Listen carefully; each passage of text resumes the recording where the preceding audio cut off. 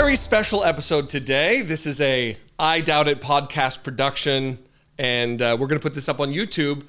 Joining us, a little strange, usually we're guest hosting his program. This is David Pakman, host of the David Pakman program on YouTube, and everywhere there are YouTube programs disseminated. Also, the new author of a book called The Echo Machine, How Right-Wing Extremism Created a Post-Truth America. David, before we get started, I just want to say, I have been referenced as a big, strong man, and I come to you now with tears in my eyes, sir, to say thank you for joining us. You know, the number of people in tears when they see me, it's either very good or very bad. I don't know. Well, we're happy to be to face rather than just individually guest hosting your show when you're off decompressing from all the Trump news. Yes, it's good to be here, and quite a little ecosystem that we're building in 2025, I feel like. I'm pretty positive about it, very happy that it seems to finally, we're learning from some of the mistakes that were made during the 2024 campaign. Us and the people who need to correct those mistakes, the people in power as well, so that's good. More importantly.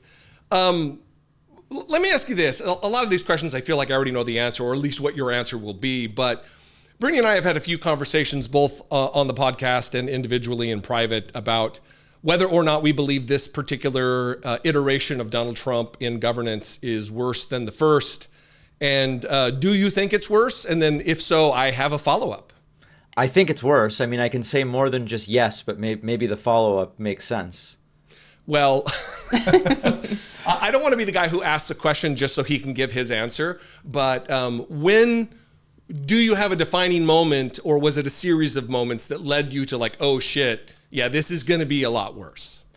Well, I expected it to be worse, but when I knew it was going to be worse was about 15 seconds into the presidency, this second term, during that inauguration speech, and it's only been very downhill. And you know, maybe we'll get to it, but I know that there were some of our brethren on the left who I believe naively thought this is a changed Trump. He's going to cut defense spending. He's not going to do any military hostilities. And, you know, now in mid to late March, we're figuring out that that was naive in the end. Yeah, similar to the Project 2025 denials, right, leading up to his election, where he was saying he didn't know anything about Project 2025. And now you have the architect of Project 2025 coming forward and saying that it's beyond his wildest dreams what Donald Trump is doing, and that every hour is, you know, what they wanted. So similar to how, you know, people on our side, like you said, kind of doubted that Trump would actually follow Project 2025, and he is. I think for me, and not to step on Jesse since he's super eager to give you his answer on when he knew things would be worse, just the rapid nature of implementing Project 2025, I think, is also very scary. Oh, without a doubt. And you know, one of the things that I'm trying to figure out, and I write a little bit about in the book, but really it's like a 2025 conversation, is there anything that we can do to get the people that supported this guy to really reconsider what their vote meant in connecting who you vote for and what your day-to-day life is? And we got a couple of gifts in the sense, I mean, tragic stories, but about a month ago, there was this story, man votes Trump, Trump deports his wife. Mm-hmm. And then this week, we had a version of that, which is man votes Trump, ICE arrests and detains his wife, even though she's married to a citizen and on her way to citizenship. And in a way, it's like, yes, that is a direct consequence of how people voted. And I think this is part of the messaging that's failing on the left and really making this more than just some vague thing happening in DC somewhere. Yeah, I think related to some of those cases, though, I think part of the problem that we face, and I would hope you would agree, is that the messaging element to it, the heavy lift that we all have, I think you more than me, we're stylistically just a little different, you and I, David, is that the first case, the guy kind of communicated some regret about Donald Trump. The second guy just this week was like, well, no, I would do it again. I'd vote for Donald Trump, even though my wife's freedom is in jeopardy and her ability to reside in the United States. Where do you think we could do a better job? Try to avoid telling me how to do a better job, but how do you think we as a a liberal ecosystem of messaging can do a better job to reach those people in both of those camps, the ones who do regret and then the ones who ultimately don't. Well, if they don't regret, you're talking about a special type of person, and I don't know that they're necessarily reachable, but a couple principles I've been thinking about are, number one, I mean, this is really cult stuff, right? Yes. You never want to shame or embarrass people considering leaving the cult. You want to say, it's awesome that you're thinking about this. I'm so sorry how bad it was. Come join us, and one of the things that I do talk about in the book is that if you disagree on 1% of something with the left and you say, I'm thinking about voting Trump, at least when it's election time, they welcome you with open arms. Now, after they win and it's time to legislate, it's chaos. But at least for the purposes of winning elections, they welcome you if you differ with the left by 1%. We do the opposite, which is if you differ by 1%, we start with purity tests and exclusion, and I don't know that we're really part of the same movement. And so that's one thing I've been thinking about.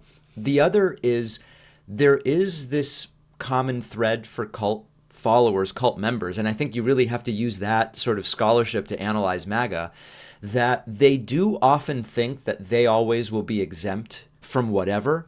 And so even though one of the Trump voters regrets and the other doesn't, in retrospect now, there is this idea that, no, when he talked about going after the migrants and the immigrants and the visa people and all this stuff, it couldn't have meant my partner because I'm showing loyalty, I'm voting, I'm checking the boxes. And so I think reminding people that you won't be exempt when the rubber meets the road is maybe another important aspect to this. Going back to the purity test, I did feel like that was a little bit of a possible, just a vicious attack on yours truly. Do you think I called for, with all of the weight and the heft of my influence, David, I said that Chuck Schumer must resign for his complicity in what he did the other day with the budget. And do you think that would be a purity test, or do you think that there's some efficacy in realigning our leaders at this point in time? No, well, we need to realign our leaders, and this for me is not really about the continuing resolution. I've heard fair arguments on both sides as far as the spending bill goes, and on the one hand, there's the who ultimately gets the blame, and that calculation. On the other hand, there's the how can you be the party that always says, when we shut down government, people suffer, and then you are now going to do the same thing. I think that there are arguments on both sides. Sure. I think what I'm most motivated by is, if you are ultimately going to go along with the continuing resolution, I would want two things. Number one, to get something really tangible for it that you can then go back to your constituents and really Democrats in general and say, look, we did not need to bail them out.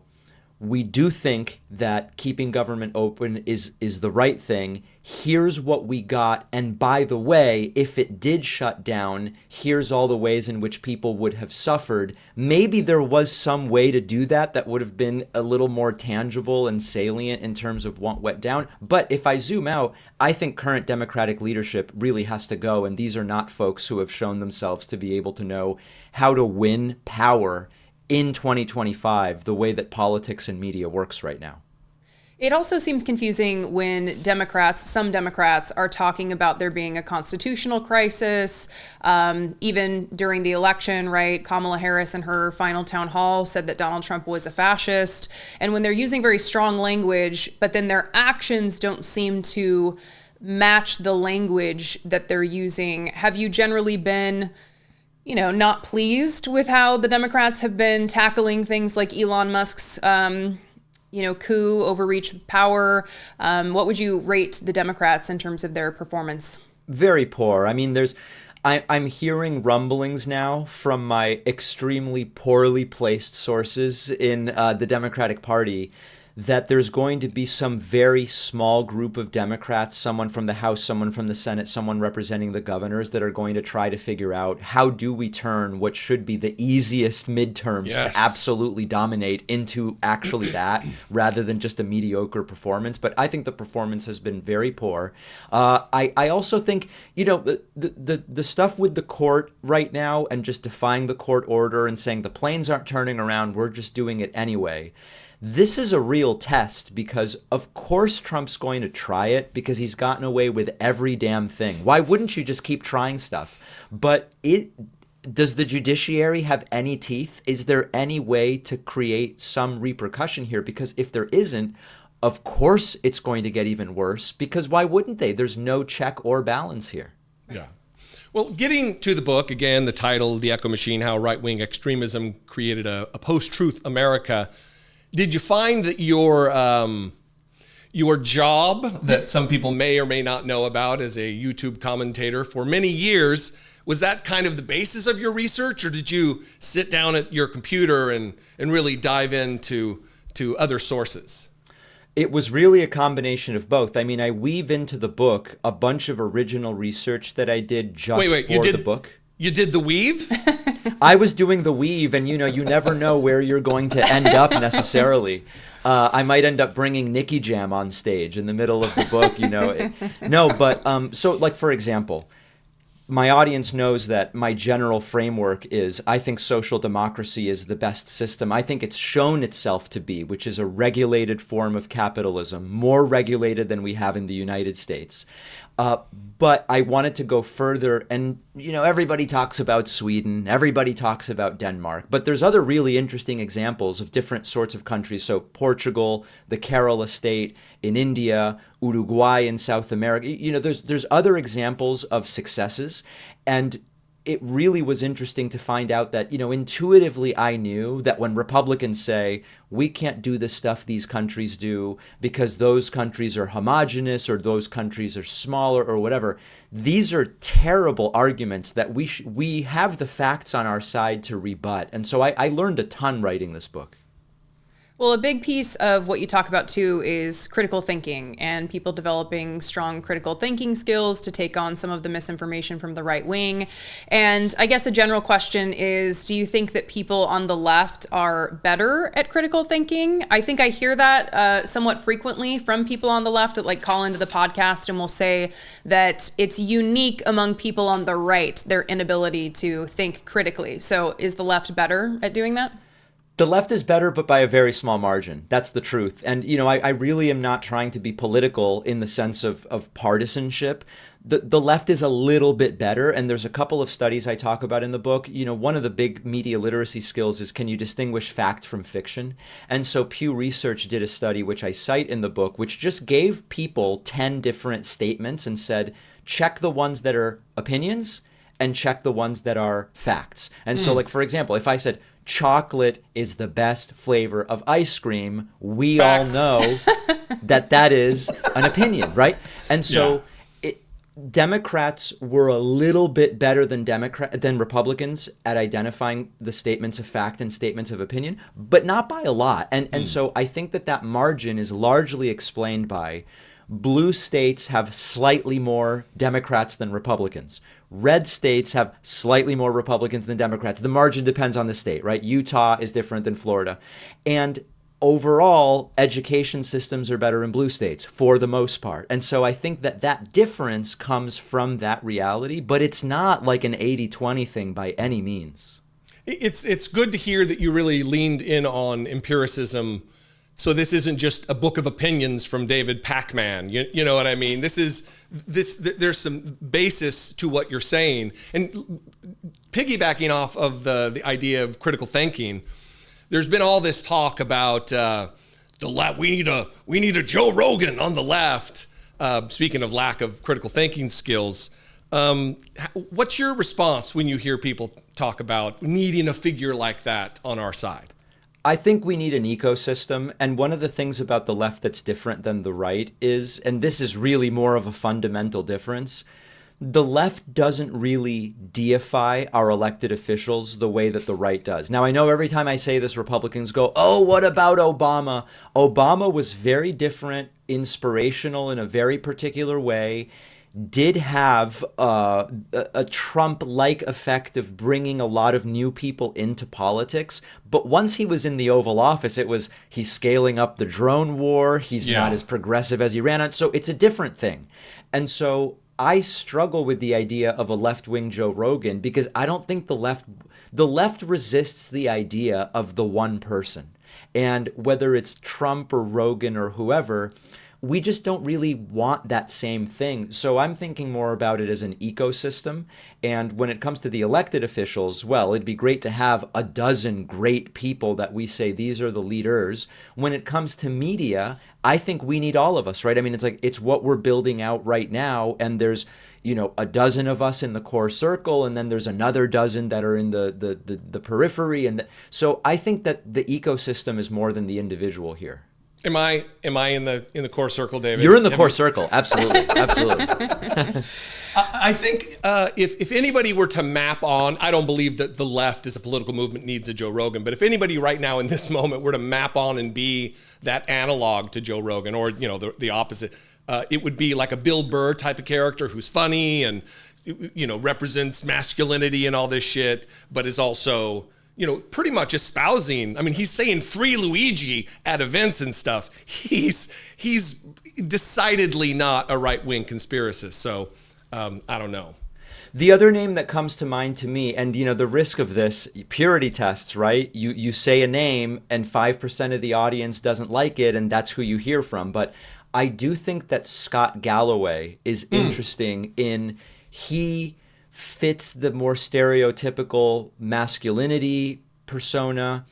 He's done very well in business, but he's not a billionaire, right? He's wealthy. He's done very well.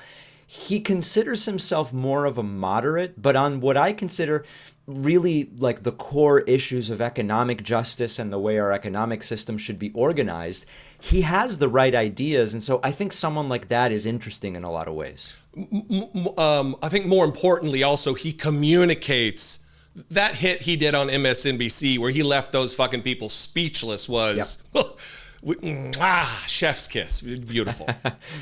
Well, in chapter 6, you write about how to fight against a movement that has no policy. And I think this is one of the more fascinating aspects of the right wing right now, which is that it's not necessarily guided by principles. It's really molded in the image of Donald Trump. And he can completely shift public opinion within the Republican Party just based on a statement that he gives from the White House. So without, reading your chapter aloud, grabbing a book from behind you and reading the chapter aloud to us. Those are cookbooks. Oh, okay. Can you give us just a taste of how you fight a movement with no policy priorities? Well, you really do have to set your own agenda. And this is what I think the Democratic Party has not done particularly well, which is that it's extraordinarily reactive, and it ends up debating in shades of gray the agenda items that are established by the right wing and MAGA and right wing media on their terms. And I think that this is fundamentally a losing place to start. You also I sort of write about this in a different chapter, but it's related. You don't want to get sucked into these first principles debates where they love to give me your view on ethics and morality and markets in a complete and total vacuum. And part of it is you don't necessarily solve real problems in 2025 by telling you whether Hume influenced me.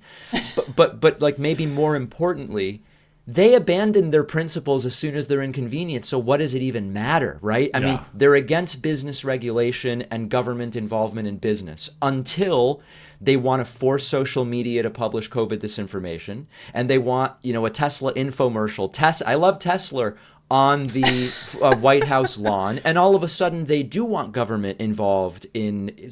So my point is, don't waste time when they don't even really care about the principles once they become inconvenient.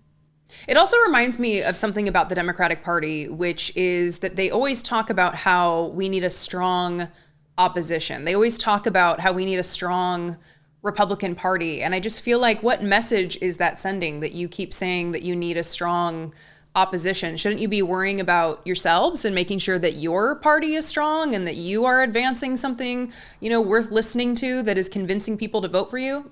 Yeah, I think like in one day, if the right people got together, a sort of new way of talking about that could be developed. And the way that I would approach it, and by the way, they don't even really have to talk about this, but if they want to talk about opposition, the way I would think about it is, listen, when we have one party rule, historically, bad things happen. And so what we want on the left, in the progressive movement, in the Democratic Party, is not just everything we say goes with no checks, balances, or opposition.